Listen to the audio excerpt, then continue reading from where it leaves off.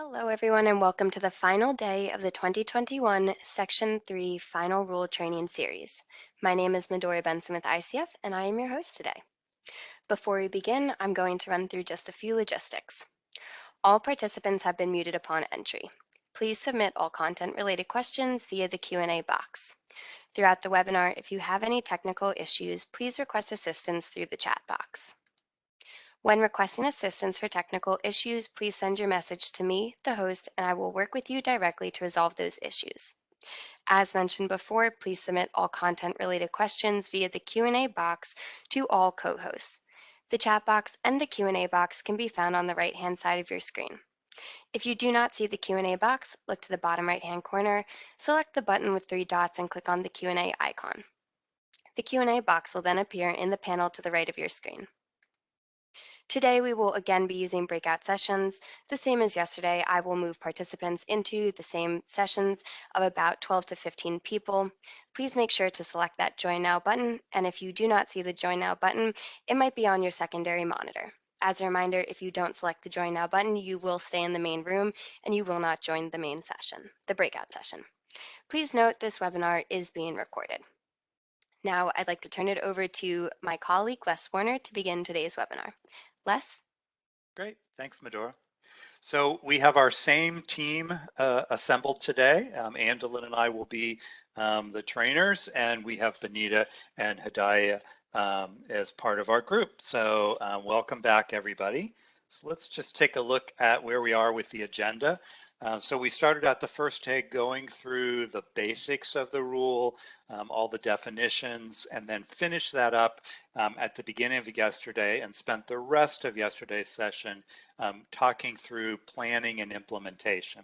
So for this final session, we're going to be focusing on program oversight, and then also ending with looking at the reporting and timing requirements for this on that. And just to kind of circle back to what we've been talking about, part of the change on the new Section 3 rules are incorporating the Section 3 into oversight by program staff, and also with the way reporting is being done, trying to integrate Section 3 more into our daily work. And so you'll see in our discussions today, we're going to be highlighting some of the ways that that has been changed.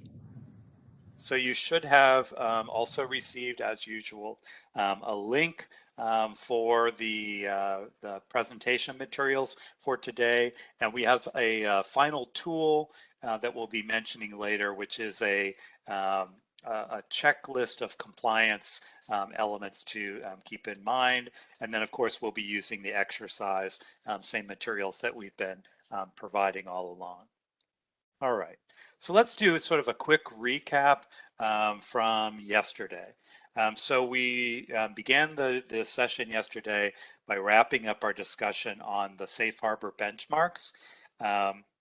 We talked about the fact that you can be considered to be in safe harbor for the Section 3 requirements.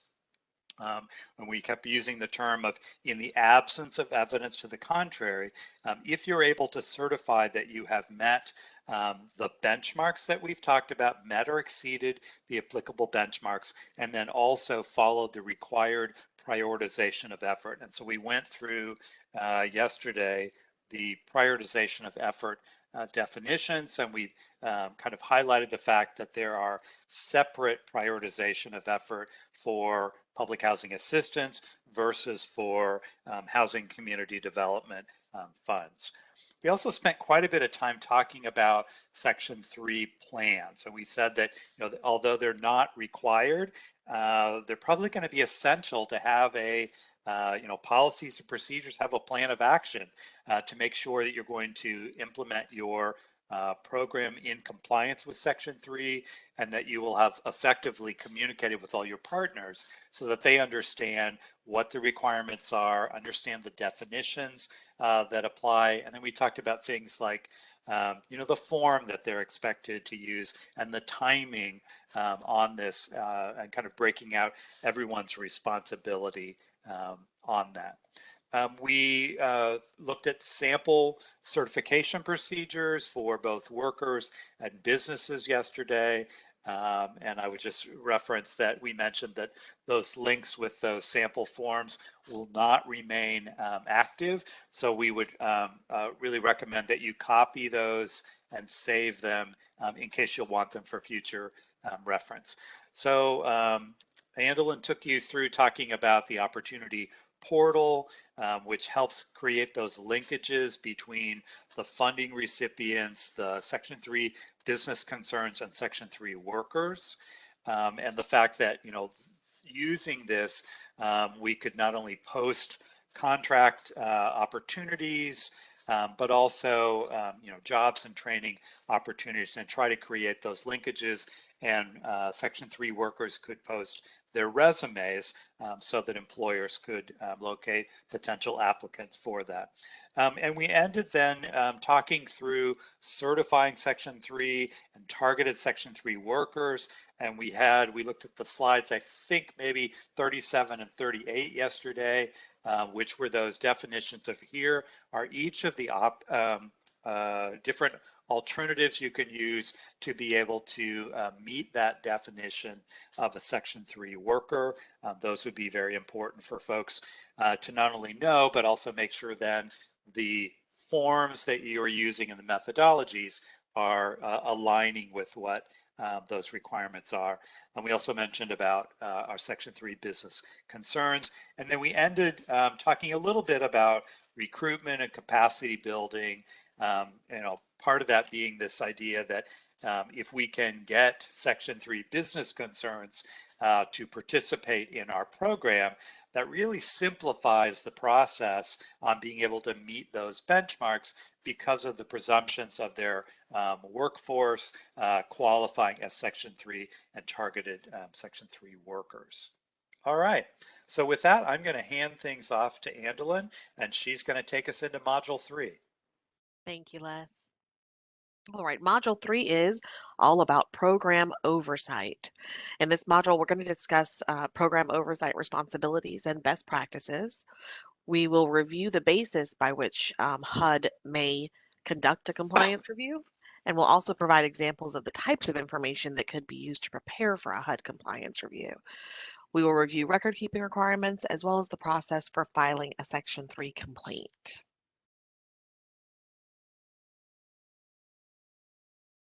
Well, program oversight is an important piece of the compliance puzzle. Recipients will be responsible for demonstrating overall Section 3 compliance to HUD. Therefore, recipients should make sure that they are binding their subrecipients, contractors, and subcontractors to the requirements, and that the subrecipients and subcontractors are including Section 3 language in their contracts. That is really, really important piece here. Very important that the grantee is binding subrecipients, contractors, and subcontractors to the requirements of Section 3. Recipients should also ensure that they are closely monitoring the subrecipients, contractors, and subcontractors for Section 3 compliance. I think we mentioned it yesterday. We get the question sometimes, what happens if a contractor doesn't do what they said they would do, or and ultimately it does fall back on the grantee or you as the recipient. So very important to closely monitor those subrecipients, contractors, and subcontractors throughout the project lifecycle. Recipients should take action to resolve any potential issues of noncompliance, and also make sure that they communicate the record keeping requirements with contractors in order to ensure that the appropriate documentation is maintained. And we're going to discuss record keeping just a little later.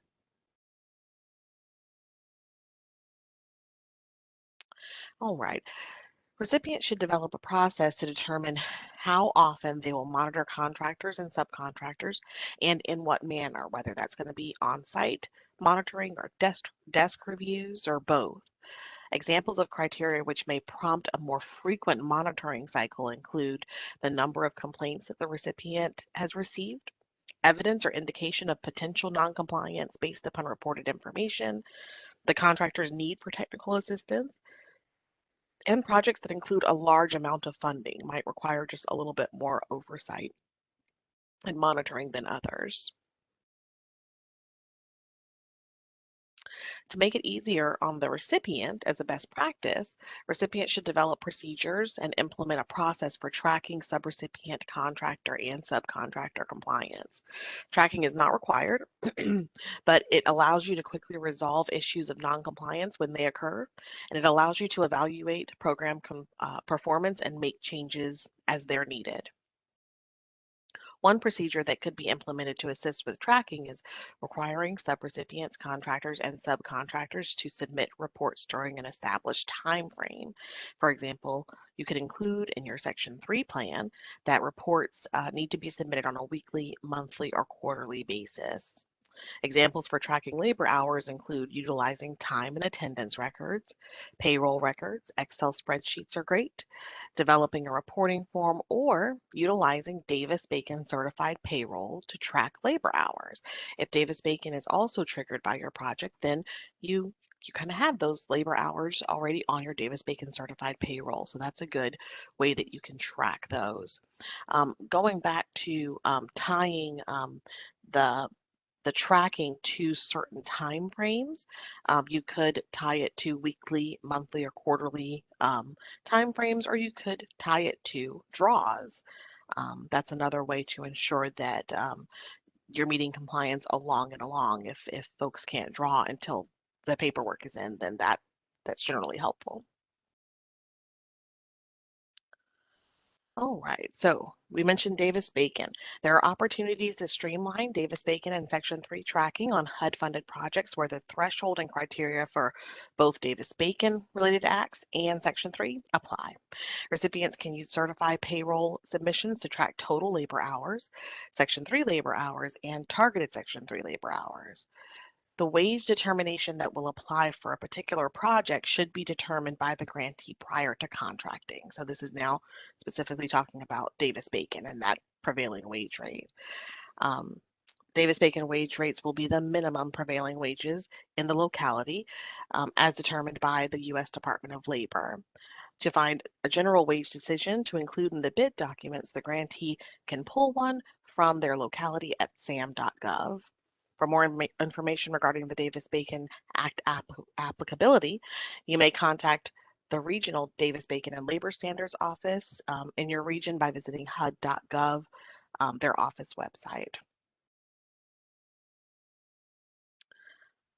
All right, preparing for a compliance review.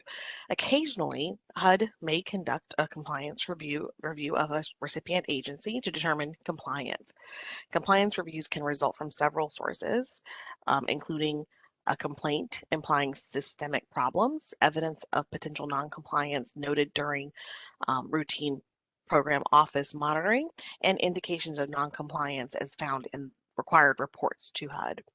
Compliance review also may be random. They may be initiated prior to the awarding of funding, considering the nature of the project or activity. They can be geographically dispersed in order to obtain a representative perspective of the extent to which various program participants are complying with Section 3. Note that one of the changes to the rule in the final rule provides for program-specific oversight. This means that program offices will be including Section 3 compliance in their regular monitoring process.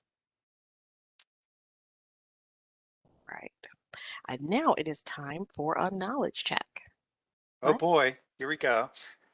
So Medora is going to put up our first question. And Medora, I think we can probably go a little faster on our questions because we've got a really smart group of folks here. So are true or false? Public housing agencies and other recipients must include language in any agreement or contract to apply Section 3 to contractors. However, recipients of housing and community development financial assistance do not need to include such language in any of their subrecipient agreements or contracts for a Section 3 project. True or false?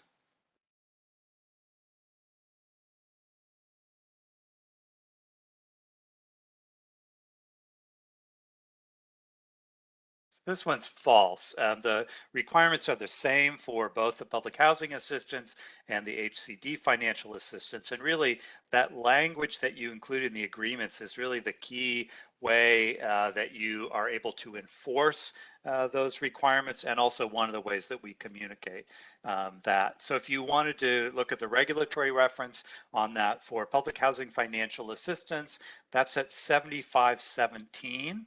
And for housing and community development financial assistance, it's at 75.27. And so when you're, working with your legal counsel on updating written agreements, that's the language that you're going to want to include there. All right, our next question. True or false? HUD may conduct a compliance review of a recipient agency. A compliance review will only take place during a HUD program office's regular monitoring visit. True or false?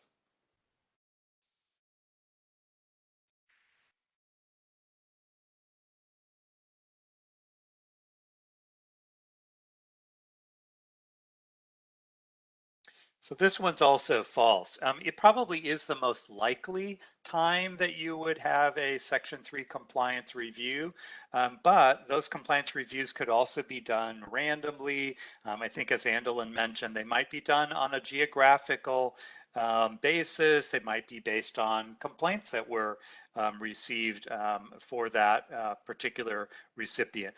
So they're not only restricted to that program compliance review. All right, and our final question for this.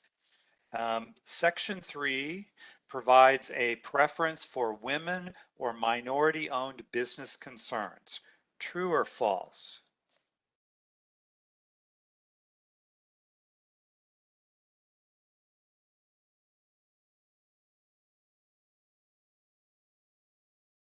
So this one's false, and I know that folks are thinking, well, wait a minute, there are regulations about women and minority-owned business concerns. There are, but Section 3 itself is neutral, race and gender neutral. So it's not incorporated into the Section 3 requirements. Instead, we're really looking at income levels, we're looking at locations as part of our targeting on this. All right, good job, everybody. I'm going to hand things back to Andelin. All right. Thank you. Thank you. All right. So moving on now, let's discuss record keeping requirements. We all know that this is really an important part of any program. The final rule requires that HUD shall have access to all records, reports, and other documents or items of the recipient that are maintained to demonstrate compliance with Section 3 requirements or that are maintained in accordance with the regulations governing the specific HUD program by which Section 3 is governed. So Section 3 requirements and CDBG or home or public housing programs, whatever program it's under as well. Recipients must maintain documentation or ensure that the subcontractor, contractor, or subcontractor that employs the worker maintains documentation to ensure that the workers meet Section 3 worker or targeted Section 3 worker definitions at the time of hire or in the first reporting period. So that is a little bit different. That means that you also have to keep the records on the actual Section 3 workers and those certification forms and backup documentation. This documentation must be maintained for the time period required for record retentions in accordance with the applicable program regulations. Or, for example, CDBG could be 5 years, home could be up to 20 years, just depending. Um, or in the absence of applicable program regulations in accordance with 2 CFR Part 200. So if your project doesn't have any record retention guidelines for the particular funding source, then you would follow 2 CFR Part 200, the super circular. A PHA or recipient may report on Section 3 workers and targeted Section 3 workers for up to 5 years from when their certification as a Section 3 worker or targeted Section 3 worker is established. This period runs as long as the worker is employed with the same employer. All right, and that's a really important thing to remember as well. So if you qualify someone as a Section 3 worker or a targeted Section 3 worker for up to 5 years, as long as they're employed with the same employer, you can continue that certification as a Section 3 or targeted Section 3 worker. All right, saying a couple of things a couple of times, but they're very important. I just want you to key in on those. So the types of records that should be maintained by the recipient, contractor, or subcontractor include the total number of labor hours worked by all workers, the total labor hours worked by Section 3 workers, and the total labor hours worked by targeted Section 3 workers.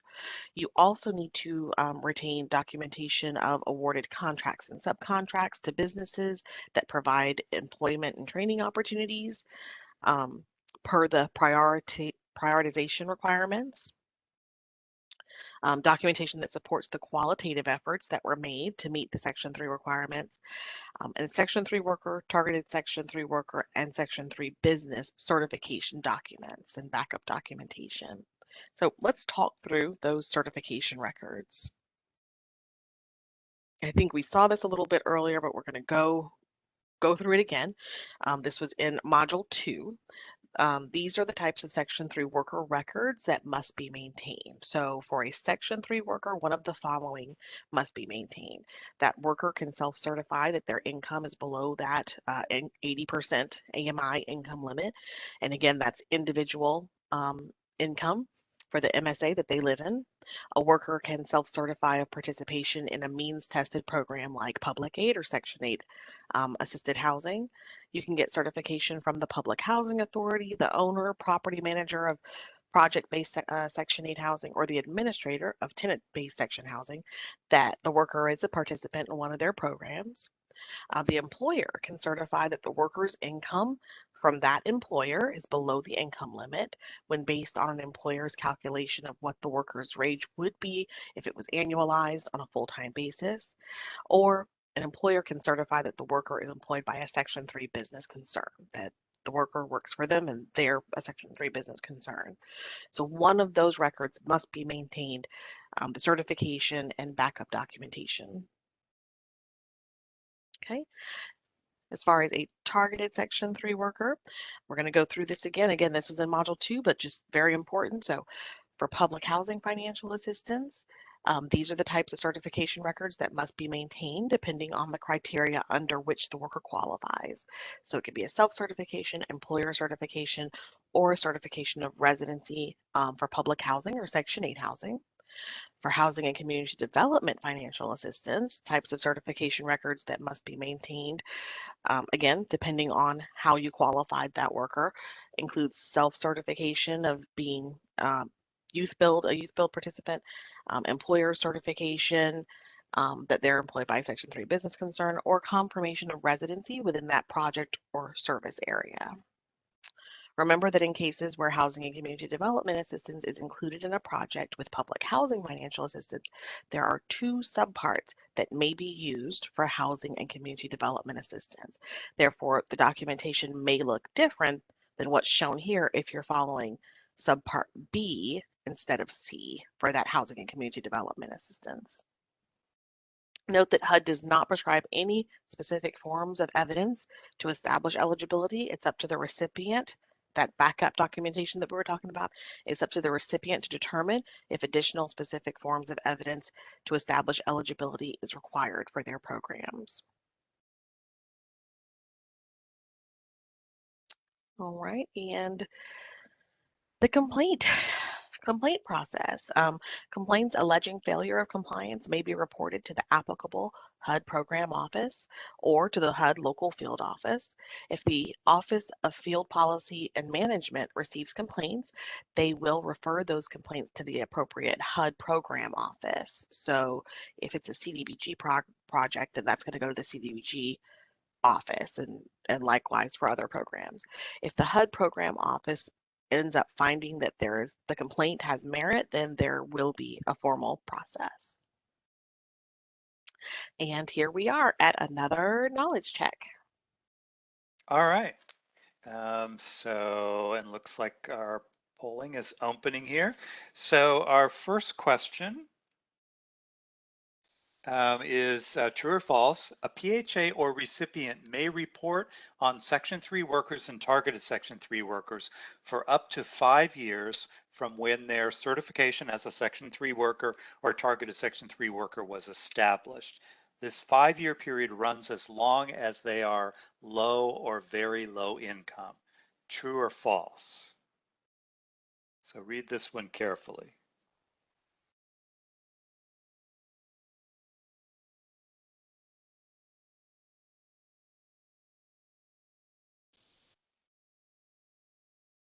So this one's false, and the reason it's false is that yes, we can track for 5 years. It does start from the point that we have certified that worker, but this last sentence about that it's conditional on them remaining low or very low income. They do not need to remain low or very low income. In fact, we really hope that over time that they're going to have increases in their income. That's kind of how we get to sustainability for workers.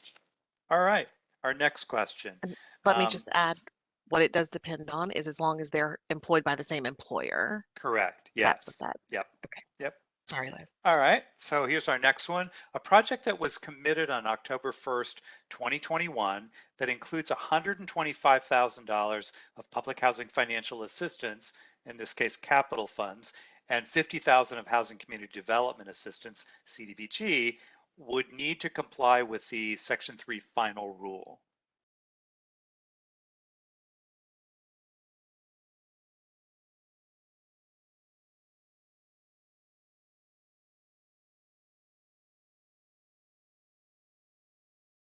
So this one is false, and the reason it's false is about the timing on this. So, uh, and I'm sorry, I'm looking at the wrong little answer key here. So it's true that any amount of public housing assistance is going to trigger this, and this was committed on October 1st, 2021. So that's after the November 30th, 2020 commitment or effective date for the rule. So in this case, because we have public housing financial assistance that is triggering, we have triggered those requirements for this project, regardless of the fact that the housing community development financial assistance is under that threshold. All right, so our next question. In this case, we have a project that was committed on November 28th, 2021, and it includes $75,000 of lead hazard control funding and 150,000 of CDBG funds. And so our question is, would they be required to comply with the final rule requirements? True or false?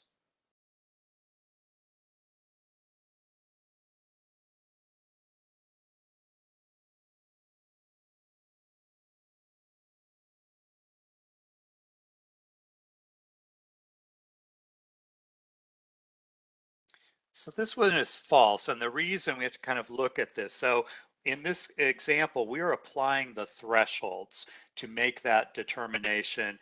These are both sources of HCD funding. But the lead hazard control and healthy homes assistance has its own threshold. And so that threshold is $100,000 that it would need to exceed to trigger. And then for our CDBG funds, we're going to be applying the HCD threshold of $200,000. And we're not including the lead funding in that calculation because there's a separate threshold for the lead hazard control funding. So we are under those threshold amounts. And so Section 3 will not apply. We will not need to be reporting on Section 3 for this project. All right, and then one final question here. So this is true or false. All complaints regarding the Section 3 rule must be processed by HUD's Office of Field Policy and Management. True or false?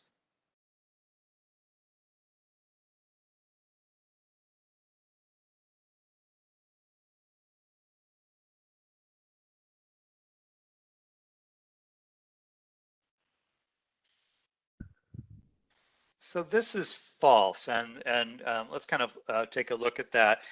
So essentially, the general oversight for the Section 3 program has been transferred to the HUD program office that would be applicable for that funding. So we could have complaints that came to the Office of Field Policy and Management, but they would be then referred over to the appropriate HUD program office to be addressed.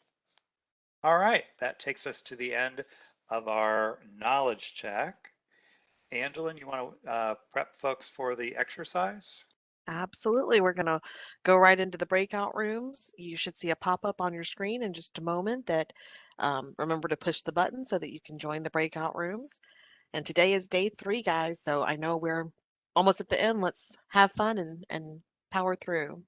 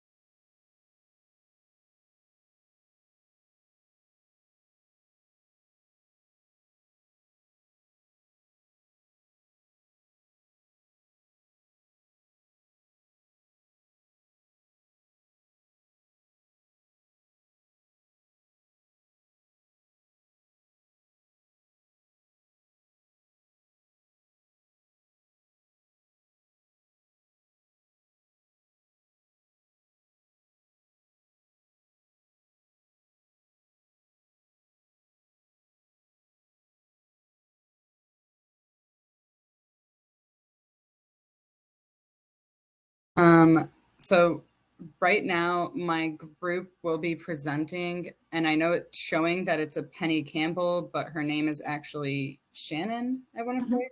That's right. All right, wonderful. Well, hi, Shannon. Thank you so much. Hi, Amberlyn. Hello. All right, so you guys, we discussed during this exercise monitoring and oversight. The city of Fairfield received many complaints about this project, and I won't go all into it, but let's just go through the answers that you guys got. Would you recommend conducting an on-site visit to Willow Gardens or completing a desk monitoring or both? So initially I said just the on-site, but as we conciliated, Hadaya said probably both to be thorough, and because there's been so many complaints at the site, and do the desk review of all the paperwork. So Yeah, both, yeah, whichever hurts to be thorough. exactly. Sometimes a desk review is a good companion for an on-site review, right? So Mhm. Um, I agree. All right, which items should the recipient's monitoring checklist include? Based upon those complaints, what would you include in your monitoring checklist? The worker certifications and the business certification that they were a Section 3 business concern if they were. Recruitment documentation, how did you find your workers, the contracts and agreements, and then employment records are just some of the things we mentioned. Absolutely. Yep, great job. I'm not sure if you mentioned the contracts or agreements. Um, there Oh, was some, contracts and agreements, yeah. yeah, those contracts. But yeah, and the certification forms, really good job. Yeah. All right, so then after the monitoring visit, the following was noted. There was the prime contractor didn't have record of eligibility for Section 3 and targeted Section 3 workers on the previous reports. They did include Section 3 requirements in the subcontractor contracts, because remember the subcontractor had said, I signed a contract, but it didn't have any Section 3 language in it. So we got our contract from the review and found that it did have the language in it. The subcontractor had overlooked it. The subcontractor hadn't been reporting total labor hours, a number of things. So the next question is, what are some examples of corrective actions that the city could include in their follow-up report to the contractor and subcontractor? So educate all the participants involved, make sure that they are aware of those expectations, um, get verification of their eligibility, keep all the documentations and the certifications going forward. Absolutely. And we also have to go back and clean up everything from before, Yeah. right? So do have to do a new report and make sure we have all the certifications. But great job. Last question here. What changes can the city make to ensure the contractor and subcontractor compliance for the current project and also for future Section 3 projects? This one, we were kind of running out of time at the end, so the answer is short. Better communication and make expectations known. Absolutely, absolutely. Ensure that the requirements are communicated early on during the pre-bid and pre-construction meetings. Provide sample forms is a really good sample forms or methods to the contractor and subcontractors, and just offer technical assistance on the definitions, prioritization requirements, reporting of labor hours, and the roles and responsibilities, like you just said. I know in my group, I made it very known that I'm an advocate of initial that you saw this and that we discussed it and you know. So there might be 20 initials on a document, but that's the way that I do it. So Right. thank you so much. Wonderful job. All right, and now we're going to transition from the exercise. We've discussed the answers. We're going to look at a HUD compliance review checklist. This is another one of our tools that we're providing. Um, again, this is compliance review checklist tool that provides examples of the types of information that could be collected and prepared in the case that HUD will conduct a compliance review. It's intended to be a sample checklist to help you identify examples of records that could be maintained if a client's compliance review is conducted. This is not an exhaustive list and should only be used as an example, not what is required to be maintained. All right, and with that, it is time for Module 4, and I'm going to turn this over to Les. Great, thanks, Andelin. All right, so our final module. Wow. All right. So by the end of this module, we're going to go through the reporting responsibilities for recipient agencies, and we're going to be breaking that apart based on the type of funding that you're using, and so looking at the different systems that you're going to be using to report on your Section 3 activities, those prioritization of effort that we've been talking about. And then we'll spend quite a bit of time talking about that timeline on that and what you'll be reporting as part of that. So we mentioned about the fact that, part of the intent of the final rule was to streamline the reporting requirements by essentially incorporating them into what you already, the methods and the systems that you're using already for your program. And so for each of our program specific oversight, we're going to be using the system. We already are, setting up projects, reporting about beneficiaries and accomplishments. And so when we look at the systems, you'll see on our chart, so we've identified, so our HCD, Housing Community Development programs include things like CDBG, the CV funding, also home and the home ARP funding going forward as part of this trust fund, emergency shelter grants, and housing opportunities for people with AIDS. Those are all programs that are currently utilizing the IDIS system, Integrated Disbursement and Information System. And so the Section 3 compliance information is simply going to be, we have new screens that have been added, and so there will be a pop-up that will ask for, whether this project is covered by Section 3, and when it is, then you'll have a series of screens that will ask you for that information. Similarly, for disaster funding, and that would be CDBG-DR, the mitigation funding, and also the recovery housing program, those are all going to be using the DRG, our system that you are used to using for reporting on those programs, and simply again we'll have Section 3 information added to that. We mentioned that you could have a RAD project, rental assistance demonstration funded project that could trigger Section 3, and so you would be using the RAD resource desk, which is their standard reporting system. For lead funding, the Healthy Homes Grant Management System is where that information will go. And then the big change here is that for public housing assistance, where they previously would have been using SPEARS, there is a new portal that is being created. And so that will be in place and available for you by the time that you're going to be required to begin reporting on Section 3. And we're going to go through quite a bit of information on looking at when would I first have to start utilizing the systems and report. Keep in mind that generally our reporting requirements are going to mirror what those reporting requirements and frequency timeline is for each of the programs. So they can be a little different depending on, excuse me, the source of funding that you're working with. So we're going to be looking at the fact that PHA is really the earliest that you would be reporting into this new portal would be July of 2022. So we have a little bit of time for that portal to be in place, to have been tested and ready to go.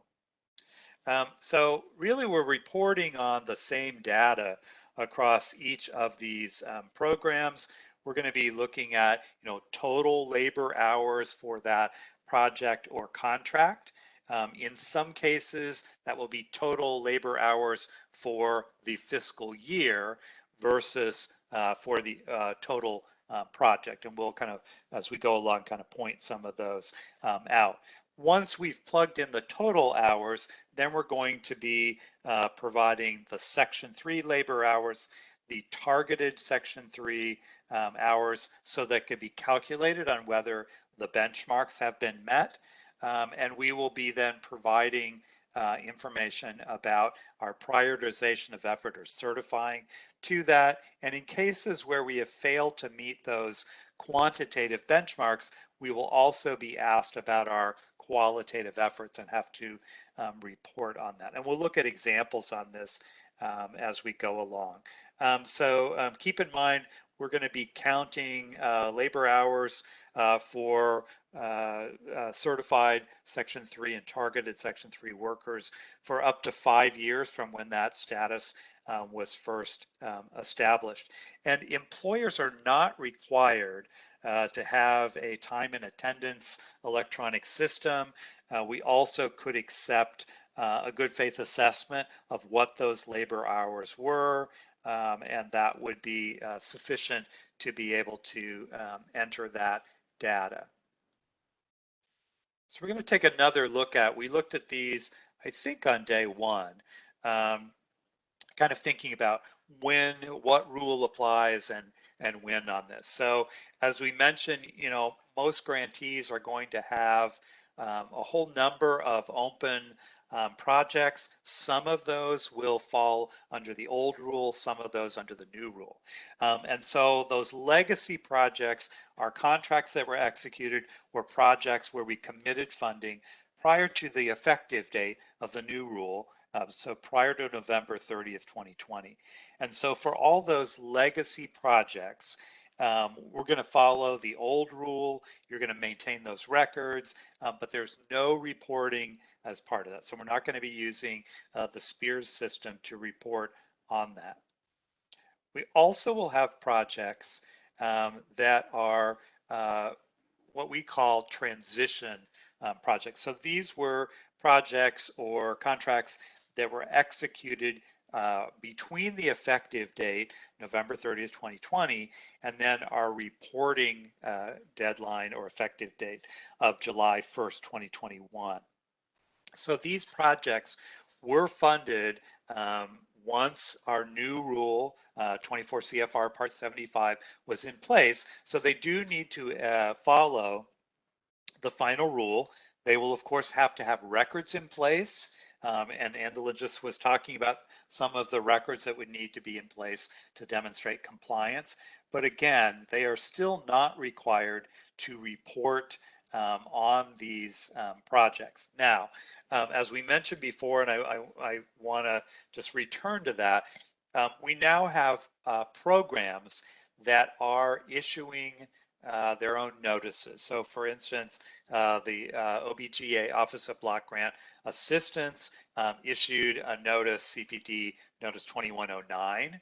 And so it reiterates and clarifies for their programs that reporting in IDIS or DRGR will begin for open activities starting on July 1st, 2021. And so keep an eye on the home program issued a notice also.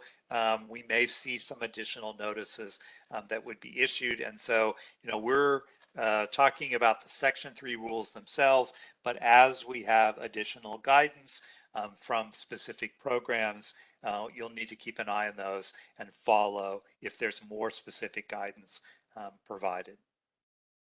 So let's start as we go through looking at some of these systems. Let's start with the public housing assistance. So we mentioned that there's going to be a new portal that'll be in place, and that would be for projects that were committed or implemented after our July 1st, 2021 date.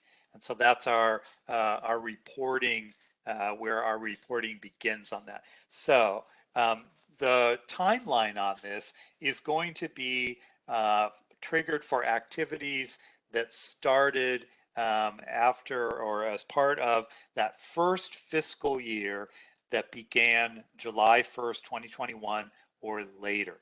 So, excuse me, we have some examples here of timelines. So depending on when your agency's fiscal year begins is going to determine when your first reporting would be. So if you are an agency that had a fiscal year that ended at the end of June of 2021, so that earliest that we would see this reporting triggered would be for that fiscal year that starts on July 1st, 2021. And we're going to be reporting at the completion of that. So the earliest would then be 6/30 of 2022. And you have a 60-day window then to complete that reporting at the end of that fiscal year. So that's the earliest reporting that would need to be done with the new system for Section 3. But for example, if your fiscal year began on January 1st of 2022, that's our first fiscal year that's now begun after this July 1st, 2021 date, they won't have to, that fiscal year won't end until the end of 2022, and then they have 60 days for reporting. So they're probably going to be reporting in 2023 would be the first time that that reporting would be occurring. And keep in mind, for public housing assistance, that reporting is going to be based on the fiscal year, as opposed to, we're going to be talking later about projects where at the completion of the project, we're looking at all the labor hours for the total project. For public housing agencies, they're going to be looking at labor hours that were completed for that project within the fiscal year. So we could have a project that maybe took 18 months to be completed. So we would have some labor hours that would be reported in one fiscal year, and the balance would be reported in the following fiscal year. All right. So these are screenshots that may well be difficult for you to be able to see, but we wanted to give you a little bit of visual reference. So in this case, this is Alachua, which is I think in Gainesville, Florida. And so in this example, we have a project that's a capital funds project that's been identified as the funding source that we're going to be reporting on. And so the screens would then be asking about multiple, if this is a multiple funding source project, and collecting that information. And then there will be screens that we will be putting in, as we talked about, total labor hours for the project, and then entering in what are Section 3 worker hours and targeted Section 3 worker hours. And as we mentioned, it will be calculating those. So in this case, they have met one of their benchmarks and got a nice check mark, and in the other, they have missed that. And so the system will give you that nice red X to let you know that you've missed one of the benchmarks. In cases where we have projects that have missed that benchmark, then we will have a screen that will ask you to report on the nature of agency efforts. So those are our qualitative efforts that we talked about. And these, we're going to be talking a little bit more about these qualitative efforts in the regulations are listed at 7515. And so this screen has been populated with the examples of qualitative efforts that are listed within the regulations, but there also is an other. So this is not an exhaustive list, and the fact that what your qualitative effort was didn't appear on this list, that's not a problem. There is an other category to be able to do that. So, if you've done things like we've talked about, training or apprenticeship opportunities, technical assistance for workers, so things like resume assistance or coaching as part of that. We talked about ways to try to connect workers with employment, so things like helping prepare for interviews, helping them identify job opportunities. So we talked about maybe coordinating with the workforce development office, We've talked about the opportunity portal as a way to try to create those linkages. Those would all be examples of qualitative efforts that would meet these requirements. And so when we talked about our Section 3 plan, we would want to incorporate those qualitative efforts as part of our standard process and communicate those expectations to our partners so that when we get to this point, and if we have not met our quantitative benchmarks, that we're prepared to provide to be able to certify to those efforts and have some documentation in place. So finally, then there would be a screen that would be providing a summary of compliance on that. And so in this case, it's showing that we met one of our benchmarks, our targeted Section 3 worker, but failed to meet our Section 3 worker category. And then you'll see at the bottom where the qualitative efforts that we have reported on the additional screen that is also showing here. All right, so that was public housing assistance. And again, that's going to be in the new portal that we talked about. All right, so let's look at the HCD system. And so depending on the type of housing community development assistance that you're receiving, you may be using IDIS, or you might be utilizing the DRGR system. So for IDIS, home and CDBG in particular, they are reporting at the completion of that project. And these have essentially, the Section 3 information has been added to your activity completion screens for home and your accomplishment screens for CDBG and trust fund. And so as those of you that work in that system, you also know that your CAPER, which is your annual reporting on this, that the information about Section 3 is going to be pulled from what has been entered at the activity level in IDIS. So very similar to how everything else currently works within IDIS. For DRGR, and that would be for the disaster recovery funding, also for the mitigation funding. Those are going to be done in a quarterly performance report, whereas for the recovery housing program, it's an annual requirement. So you'll see that the timeline on reporting is really following what those program requirements would be for you. And so the timeline for beginning that reporting process in IDIS is going to begin on July 1st, 2021. So we're obviously well past that.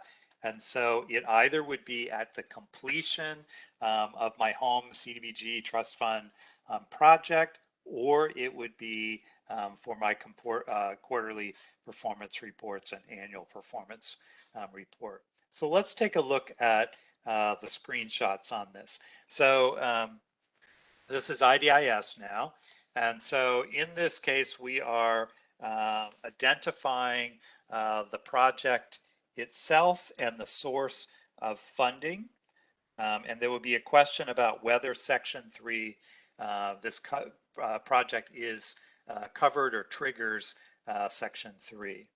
And so then we will, as you see at the bottom here, begin to plug in our standard information that we're reporting: total labor hours, targeted Section 3 worker hours into the screen. And then depending on, so it will calculate that information for those projects that have not met the benchmarks. Then there would be a question about those nature of agency efforts or our qualitative efforts, and you would be then reporting. That's how, again, how you're going to meet the safe harbor requirements on this, even when you have not hit the benchmarks for Section 3 and targeted 3 worker hours. Here's an example in DRGR. So all of the program offices have been integrated into their normal platforms. and then you would be reporting, and I know this is really difficult to see based on the scale of this, but as part of the accomplishments screen, you would be reporting for your project. So for lead, we mentioned that the lead funding, the Office of Healthy Homes, our lead hazard grant recipients are going to report in the HHGMS system, and they're going to be following the same timeline as the PHAs. So again, based on that fiscal completion of the first fiscal year that began after July 1st, 2021, will determine how soon you would actually be reporting into the HHGMS system. So you can see for each type of funding, we're following essentially that standard reporting system that you're using for the rest of this. For our public housing assistance, it will be a new portal which will be in place, but reporting very similarly to what we've seen with IDIS, DRGR, and our other systems. All right, so let's talk a little bit about things to consider about reporting. So public housing agencies and other recipients can report labor hours based on an employer's good faith assessment of the labor hours. And so this is going to be based on, the employer's existing salary or time and attendance system. We mentioned they are not required to have an electronic system to be able to do this. And that's going to be considered valid unless there are, other information that would, would be contrary to that. We mentioned about the fact that with professional service hours, they are not included in our calculation of total labor hours for that project. But and I think we used the example of in one of our questions about an accounting firm. And in this case, they had some workers that qualified as a Section 3 worker. If we followed our standard certification process for those workers, we could report those hours towards meeting our goal. So the professional service hours not included in our total hours for the project, but could serve as essentially a bonus to help us meet those requirements. Let's see, what else do we need to mention here? So, of course, we're going to be looking at total number or total labor hours for that project, and then reporting on total labor hours worked per fiscal year if it's a public housing assistance project following subpart B. For HCD funding, it's going to be the total number of labor hours worked for that project. So kind of a key difference on what they are reporting and when.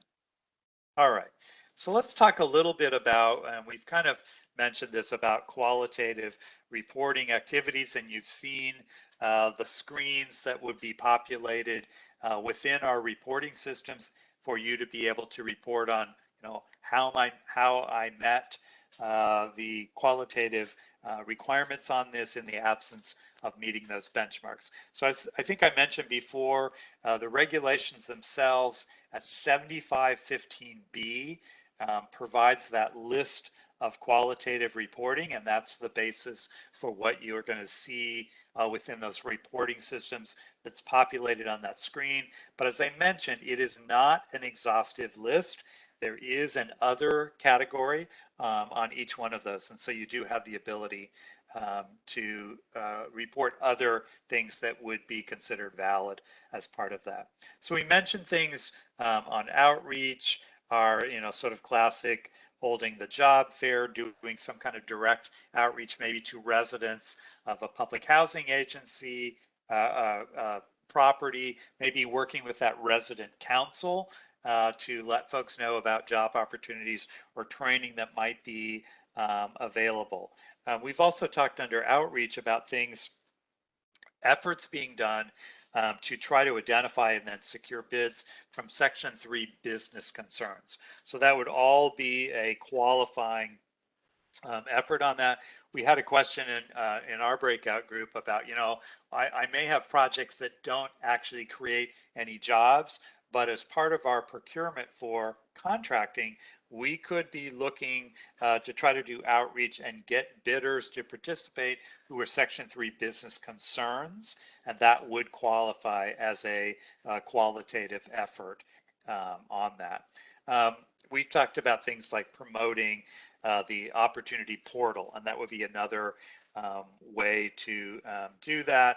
And then, we may have some other local coordination I've mentioned, like workforce development offices, those sorts of things, where we are coordinating locally to try to make those linkages for both businesses and for workers.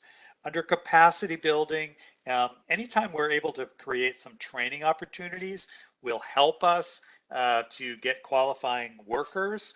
And so, maybe working with unions to get them to provide more apprenticeship opportunities, technical assistance for both workers, but also for businesses in being able to identify those opportunities.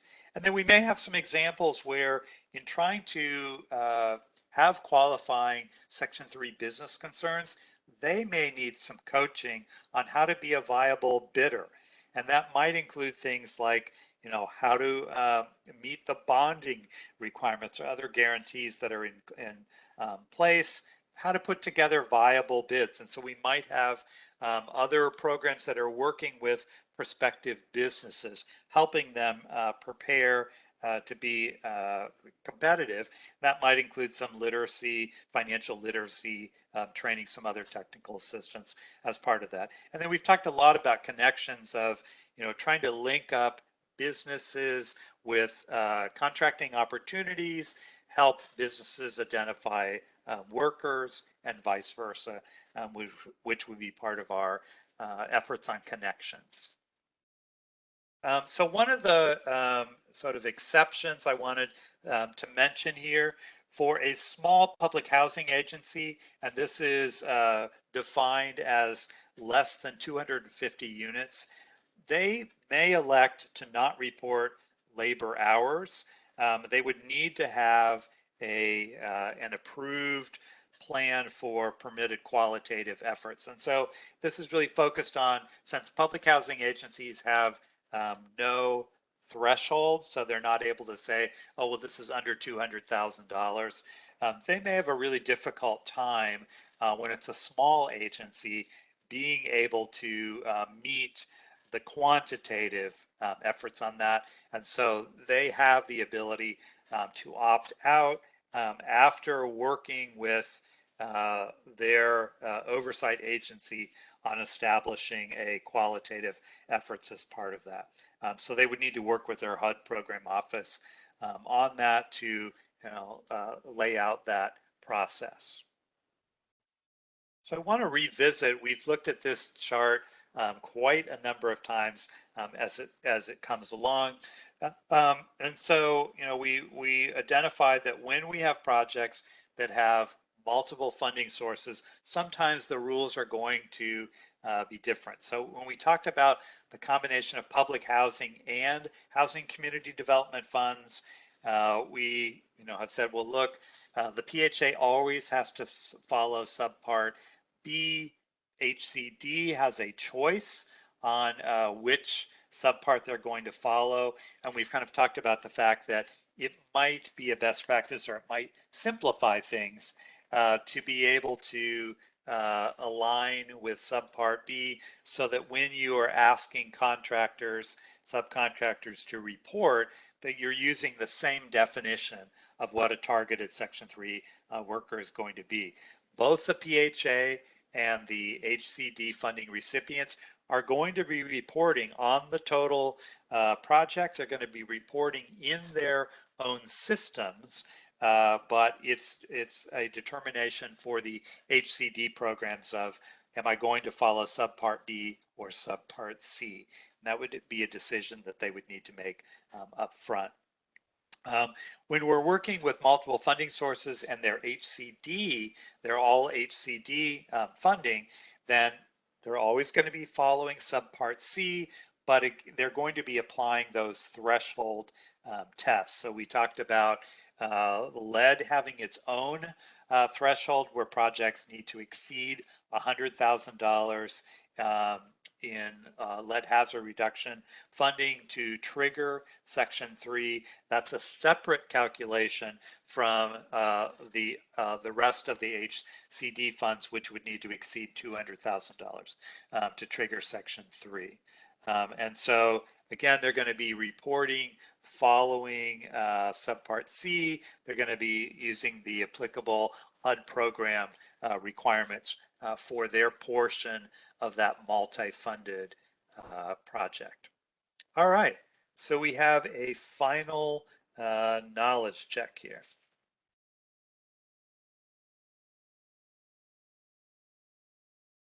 All right, here's our first question, true or false. Projects for which assistance or funds were committed between November 30th, 2020, our effective date for the rule, and July 1st, 2021, will be expected to report to HUD on the 24 CFR Part 75 requirements immediately following the final rule compliance date of July 1st, 2021. True or false?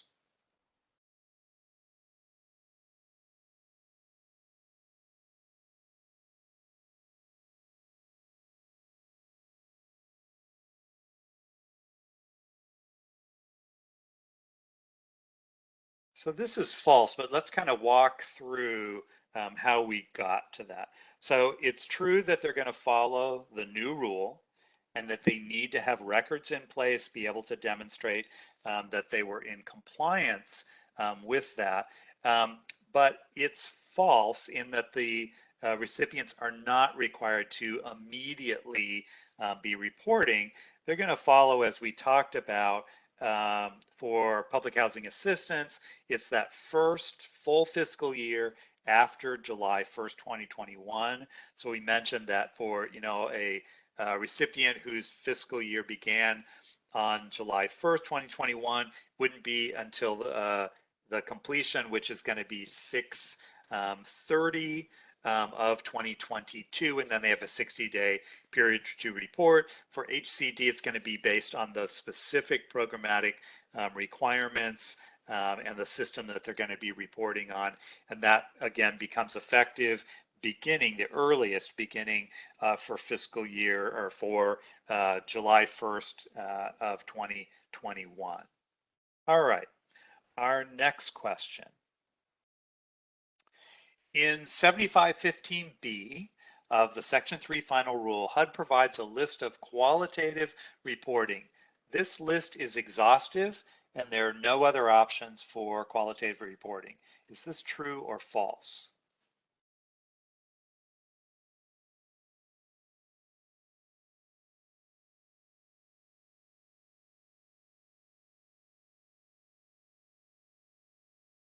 So this is false. As we mentioned, in your reporting system, it's going to populate the the list of qualitative efforts that you could be making based on what's included in the regulations, but there is an other category. And so this is not an exhaustive list that you are limited to. All right, we've got a scenario question. So HUD has provided small public housing authorities, less than 250 units, with the option of not tracking and reporting labor hours or qualitative efforts for their contracts and subcontractors. Is that true or false?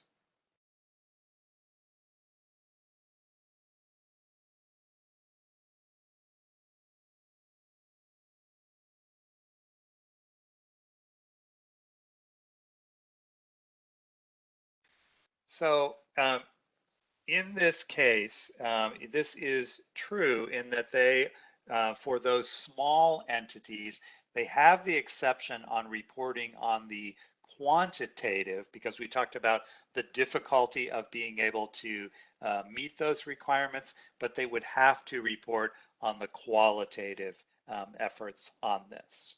And that is specific to public housing agencies with 250 or less units on that. All right, our next question.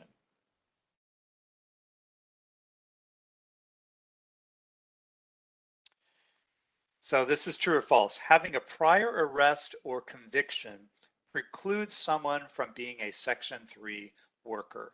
True or false?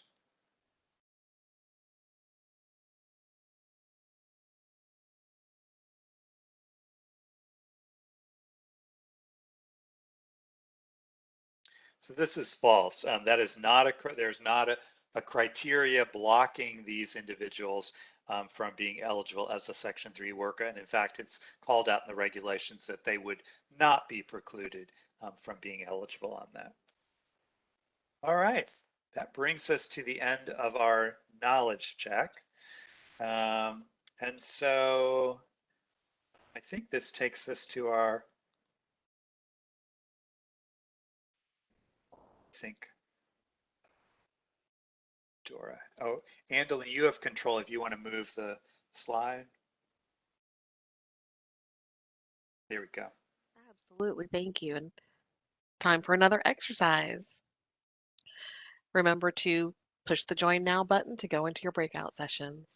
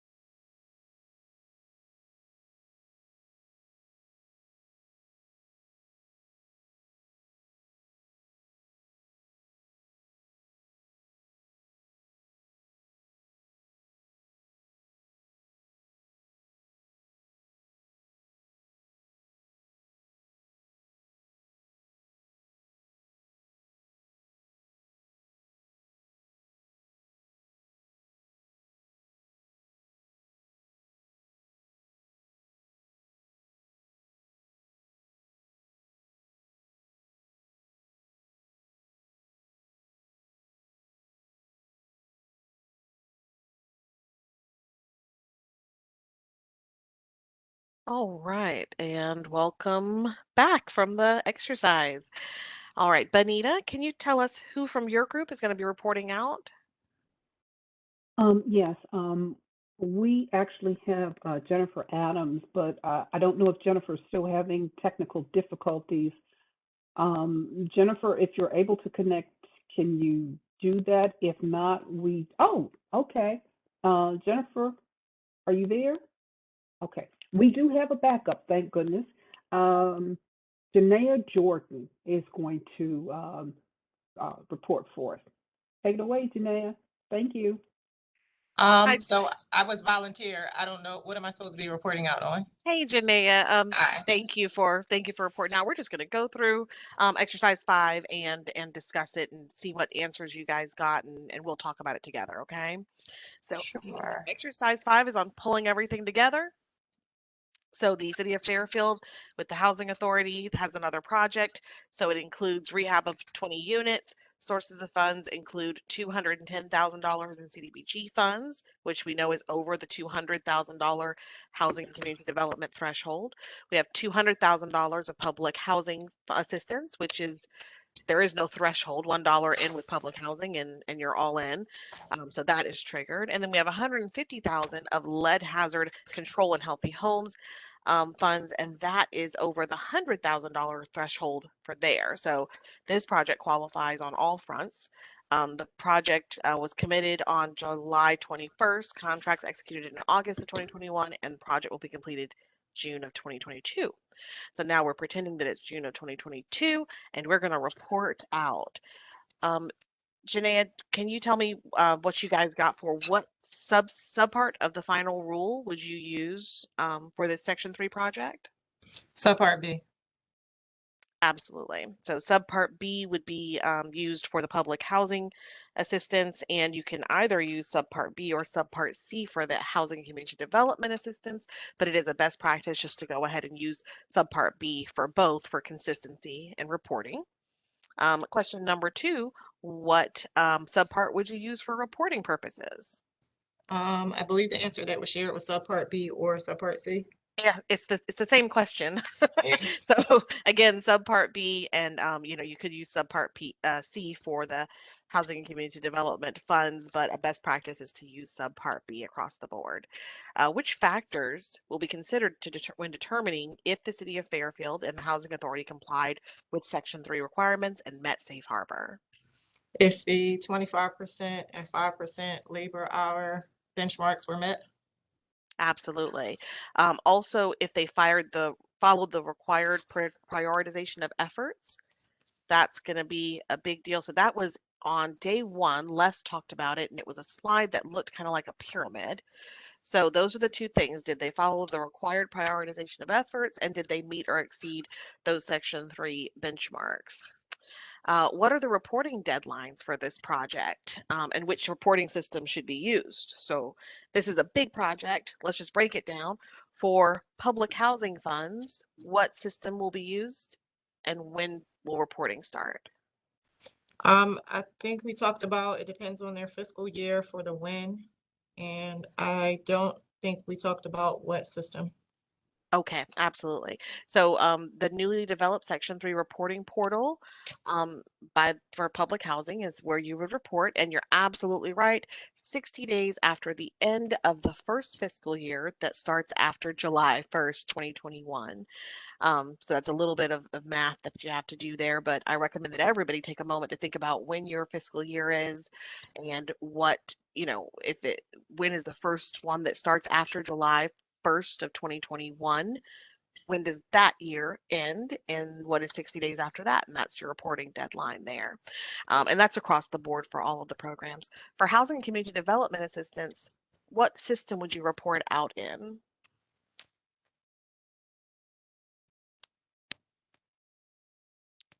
Are you there, Janaea? I don't know the answer to that. Okay, all right, no worries. So you would report out an IDIS and the CAPER for that one. And for the Lead Hazard and Healthy Homes program, I had actually not heard of this because I had not worked with this grant before. before now, but the HHGMS system, the Healthy Homes Grant Management System, is the one that you would use to report out on that funding. So information that would be reported. Janaea, do you know that, or do you want me to just go ahead and run with it now? I would say the total hours for the project worked, Absolutely. and then the number of hours worked by Section 3 workers, and then the number of hours worked by targeted Section 3 workers. Perfect. Absolutely. Absolutely. And if the equations there don't, the benchmarks aren't met, then the recipients have to report on the qualitative efforts that were made. But yeah, beautiful. Absolutely perfect. All right, so the city of Fairfield did not meet Section 3 benchmarks. What are examples of qualitative data and evidence that could be provided? Some of those include evidence that the contractors and subcontractors made their best efforts to follow the order of priority for employment training and contracting. City-funded workforce development training programs for low and low-income city residents to develop a pipeline of qualified candidates. City-funded downtown job center that provides resumes and application assistance. Those job fairs are really good also. And the creation of a Section 3 database for Section 3 businesses and workers be used as a referral mechanism for eligible workers, contractors, and subcontractors. Those are all really quality examples of the qualitative um, efforts that can be made, and you have to keep all of that documentation because that will count if you don't meet the benchmarks. Okay, our last question here. What criteria might the City of Fairfield and the Housing Authority use to evaluate whether improvements are needed to the Section 3 plan, policies, and procedures to ensure compliance on future projects? And that includes quantity and quality of corrective actions as the result of monitoring visits for the for the recipient contractors and subcontractors. So they'll want to look at all of those things. They'll also want to look at the amount of technical assistance that their contractors and subcontractors needed, and they'll need to look at their safe harbor benchmark outcomes to evaluate whether or not the Section 3 plan, the policies and procedures that they created are working to fulfill the purpose of Section 3. All right, and that's it. Janaea, thank you so much. You did an excellent job. I appreciate you. Thank you. Thank you so much. And on that note, I am going to turn it back over to Les. All righty. Let's see. Oh, you've given me control. Very good. All right, so we've discussed that. So before we go into our final question and answer section, we wanted to talk a little bit about resources. So I also would just say, if you have questions that you haven't entered into the Q&A, go ahead and do those now, because that's where we're headed next. So wanted to mention some of the resources, both the HUD.gov and the HUD Exchange have Section 3 specific areas, or what I probably would call a landing page. And so I would think those are probably links that you're going to want to be familiar with, and that's where you're going to be able to pull reference information that you're going to want. We mentioned the fact that we're beginning to have notices that have been issued by programs. And so for the CPD notices, the Home and Trust Fund notice was at 2107. And then the most recent was the Office of Block Grant Assistance, 2109. And I would suggest that you, for those programs that you are implementing, that you would want to be familiar with the program notices and keep an eye out. We may see additional program notices being issued over time. So under training and tools, well, first of all, I'll mention that the sort of draft tools that were included in your handouts in this training, again, I suggest that you save copies of that. Those links will not remain active more than just a few days, I believe. But also some really useful things, and I think this is something I go back to on a regular basis, is looking on the HUD Exchange at the FAQs, frequently asked questions. those are being built out over time. So, you know, as we get questions that have not, that HUD's not provided guidance on, we are recommending those for frequently asked questions, and they will be, there are a number that I was looking at today that are in draft form, have yet to be released, and I think you'll continue to see that grow, and that is a searchable excuse me, location. So that's a good resource and something to kind of regularly take a look at. There is an IDIS tutorial that's available. That sounds like a fun thing to watch and share with your family for the holidays. There's also Section 3 Final Rule Guidance. There's a video for home and trust fund. And then there's a video for CDBG DR and the mitigation grantees. So those are also resources. There is a DRGR reporting fact sheet. So those of you working in DRGR probably want to take a look at that. I will mention under forthcoming things. So there is an e-guidebook which will kind of be a basic handbook on Section 3.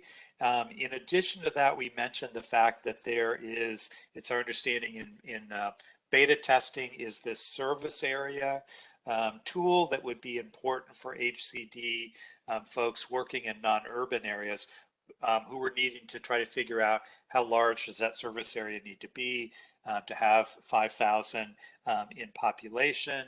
And I would think that there may be other tools along the way. So for instance, by registering on the HUD Exchange, you can indicate the topics that you are interested in having updates on. So if you did that on the HUD Exchange, when a new Section 3 tool came out, you'd get a notification that, hey, we've just added something that's posted on that site to let you know about those resources.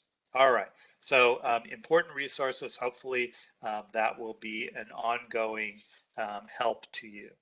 So let's move into our question and answer section. So we don't have a lot of questions here.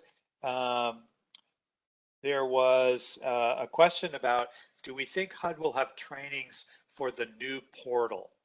I've not heard anything about that. That seems like a logical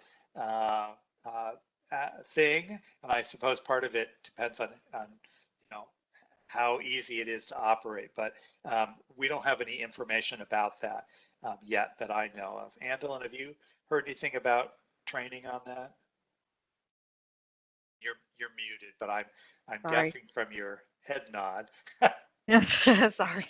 No, not that I have heard of. Okay.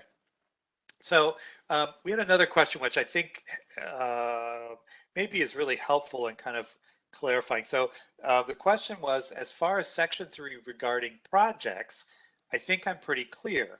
Where I'm less sure is for contracts like garbage hauling, snow plowing, some of the things that we have a contract for that are maybe just an owner operator.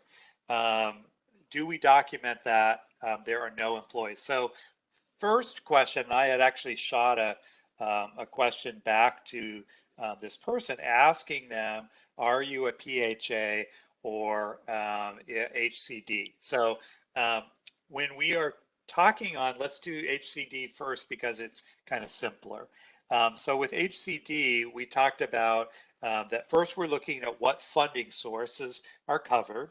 And then we know that the only thing that is covered is housing construction, housing rehabilitation, and public infrastructure. So we're also sort of sorting by what that commitment of funds is and determining, oh, you know, that's public service, so it's not covered at all. So if we had a contract that was part of a covered project and was being paid for by that project, then Section 3 would apply to that unless it was a materials only contract, which we kind of used an example in one of our exercises about, you know, if the contract was only for materials like doors, but there was no installation, there was no construction that was part of that, those would be exempt. So HCD is really project specific, and we're tracking everything that's paid by that project.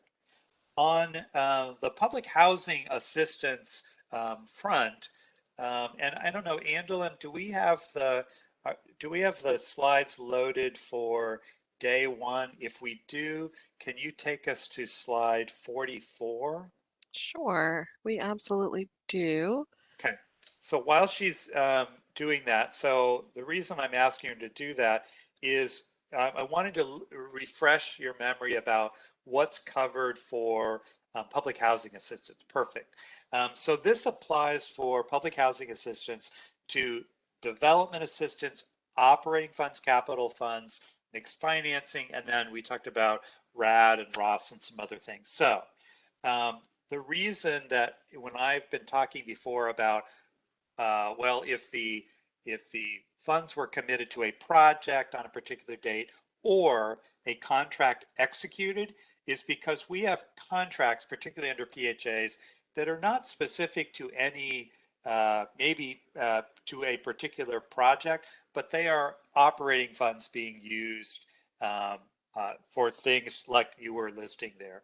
And so unless they are a materials only contract, then they become part of your Section 3 requirements. You don't have a threshold in place on that, and so they would be covered by Section 3. Was the polling and get back to question and answers. I have a question that came through the chat. Suppose the Section 3 recipient receives HCD funds and is required to report their activities in the CAPER and IDAS. Are they also required to list planned Section 3 activities in their annual action plan and 5-year consolidated plan? It's a good question. Well, I'm not aware of anything, any amendment having been done to the con plan and action plan requirements that would ask you to specifically call out and identify projects, whether they were Section 3 projects or not. I'm not aware of any guidance that has changed on that. So I think the answer is no to that unless there was additional guidance that was provided on that. There was a question about, do we still need to use SPEARS at all? And so we talked about that for our legacy projects, under the old rule, maintaining information but not reporting, and also for our transition projects, we're not going to be reporting. So when we start reporting on Section 3, we're going to be following the program systems to be able to report. So IDIS, DRGR, the Healthy Homes grant management system, and the new portal that we talked about for public housing. So my understanding would be no, we're not going to be using SPEARS on that. Let's see. So there was a question about trying to be really clear on forms that you will need to be using moving forward. So really part of your Section 3 implementation plan is defining what forms that you're going to use. So we have provided as part of this training some sample tools that would be something that you could customize for your use. So for certifying, we know that for Section 3 workers, for targeted workers, and also for Section 3 business concerns, there is specific criteria that would need to be utilized on that. So you can use these sample forms that have been provided and modify them. In some cases, and I was kind of talking about this yesterday, I think in some cases with projects, you might be determining that the way that the documentation was going to be put in place was that the employer was going to be certifying based on the wage rates of those employees. So in that case, for at least for that project, you wouldn't need a sample self-certification form for a worker because you're going to follow the model for having the employer do that. If we have workers that are qualifying because they're an employee of a Section 3 business concern, then we're going to want to have a form to certify the Section 3 business concern, and that employer then could certify these are my employees who are working on this project, and I am a certified Section 3 business concern, and that would handle that. So HUD has not prescribed, here is a specific form you have to use, but has kind of tried to help speed things along a little bit by providing some models that you could adopt or tweak as needed. So keep in mind, so like on the self-certification form that Andelin is showing on the screen, this is where they would be marking, my individual income is, between these ranges. So those ranges would need to be made based on your local income ranges for eligibility.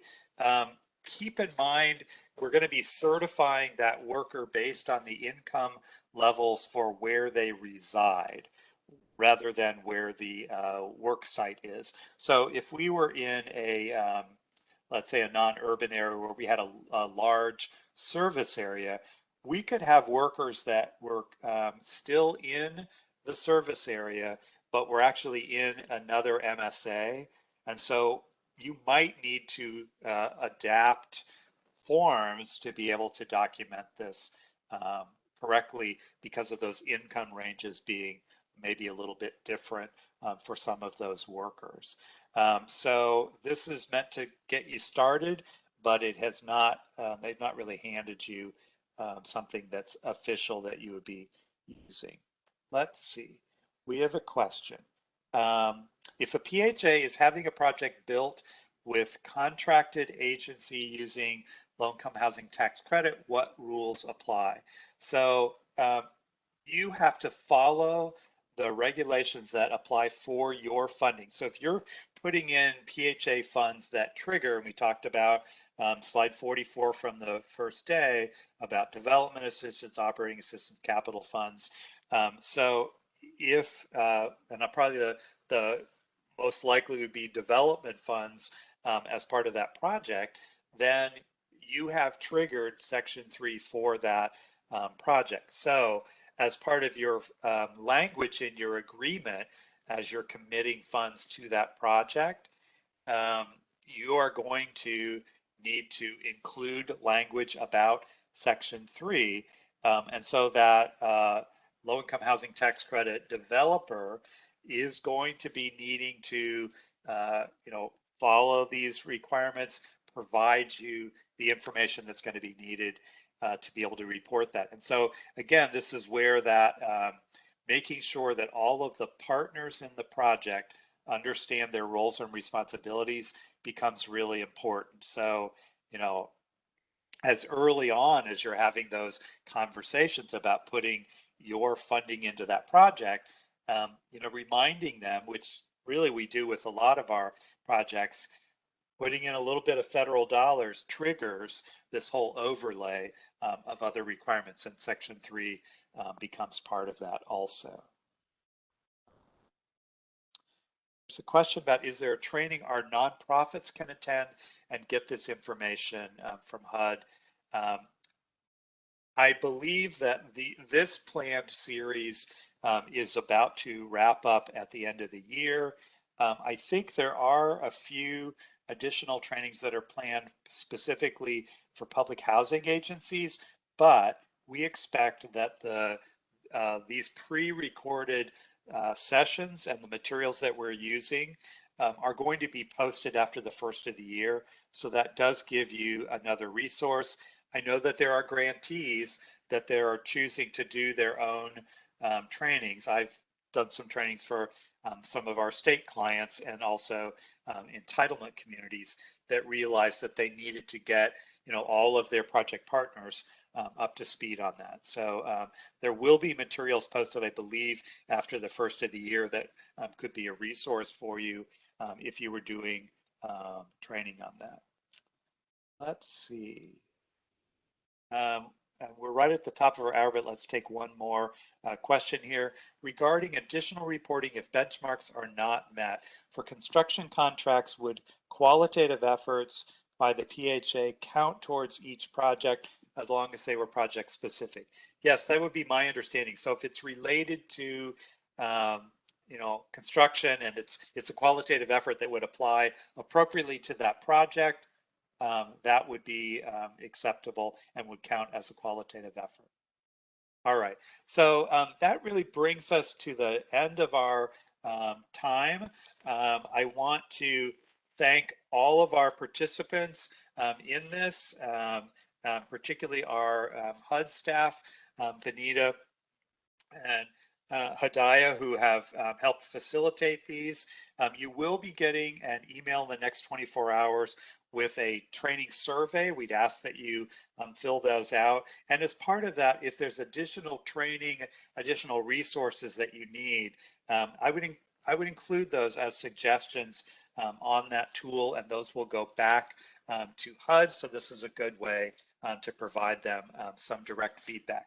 So thanks everybody for your attendance, being so engaged, and good luck. Thanks for participating.